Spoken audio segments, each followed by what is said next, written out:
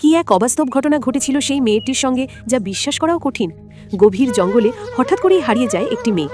চারপাশে শুধু উঁচু গাছ, অচেনা শব্দ আর অজানা ভয়। বাঁচার পথ খুঁজতে খুঁজতে সে হাঁটতে থাকে, আর হাঁটতে হাঁটতে আরও গভীর জঙ্গলের ভেতরে চলে যায়। ঠিক তখনই তার চোখে পড়ে এক বিশাল আকারের ডিম। ডিমটা এতটাই বড় যে এমন ডিম সে জীবনে কখনো দেখেনি। কৌতূহল আর বিস্ময়ে সে ডিমটার দিকে তাকিয়ে থাকে। হঠাৎ ডিমটা নড়ে ওঠে। মেয়েটি একটু ভয় পায়, কিন্তু সাহস হারায় না। ভয়কে জয় করে সে সেখানেই দাঁড়িয়ে থাকে। কিছুক্ষণ পর ডিমটি ফেটে যায়। ভেতর থেকে বেরিয়ে আসে এক বড় ডাইনোসর। মেয়েটির বুক ধড়ফড় করতে থাকে।